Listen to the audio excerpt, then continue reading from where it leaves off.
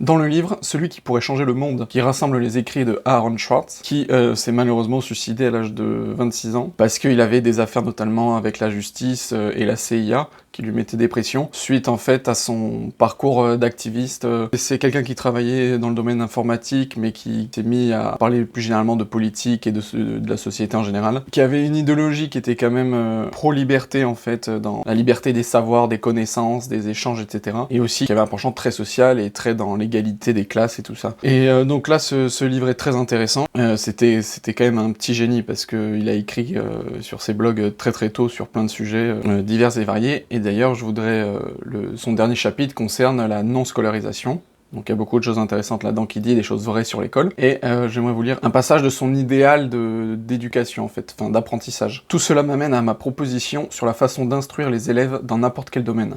D'abord, trouvez un groupe de gens gentils, plus âgés, sages et respectés dans le domaine choisi, et demandez-leur de se connecter à Internet. Puis prenez un groupe d'enfants effrontés, jeunes, naïfs et impatients, qui s'intéressent à ce domaine, et faites-leur faire la même chose.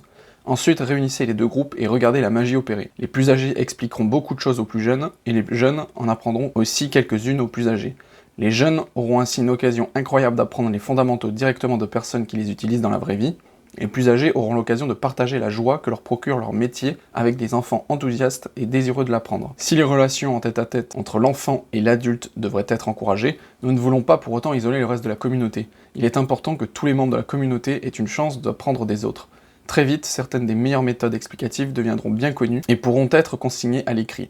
Cela fournira les prémices d'un manuel, mais un manuel rédigé par les spécialistes du domaine concerné, avec un contenu emprunté à la réalité, et non pas ces exemples complètement incongrus que l'on trouve dans la plupart des manuels. Mais ce qui est important, c'est que nous ne forçons personne à suivre ce programme. Tout doit se faire de manière spontanée, sinon nous perdrons la magie de la communauté.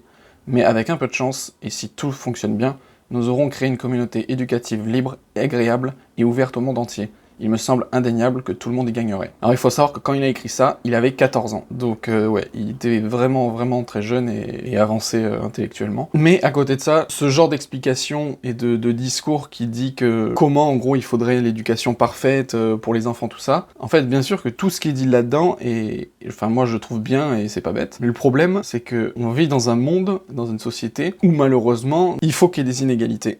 En fait, soit on imagine un monde utopique où tout le monde est à égalité, mais dans ce cas-là, au niveau du travail, ça veut dire qu'il faudrait que peu importe le travail qu'on fait, d'agent d'entretien à, je sais pas moi, directeur d'un centre spatial, il faudrait que les deux gagnent le même salaire. Il faudrait aussi, c'est peut-être que chaque personne change de boulot en permanence, que, je sais pas moi, pendant un mois vous devez faire le ménage, pendant un mois vous devez vous occuper de tels locaux, pendant un mois vous êtes salarié dans une entreprise de télécommunications, etc. Ou alors avoir son travail à soi, et de temps en temps dans l'année, plusieurs semaines dans l'année, faire des travaux d'intérêt général ou des trucs comme ça. Parce que là, ce qu'il dit, c'est que, et oui, effectivement, ça serait beau que tous les enfants puissent apprendre quelque chose qu'ils ont vraiment envie d'apprendre, et que ça se fasse de manière naturelle.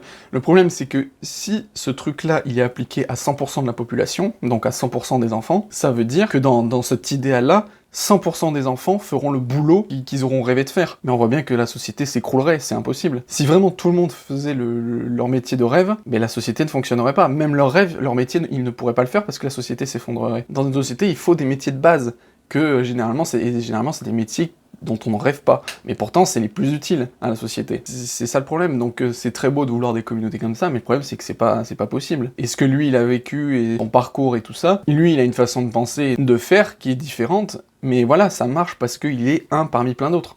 Mais si tout le monde était comme ça ne marcherait pas.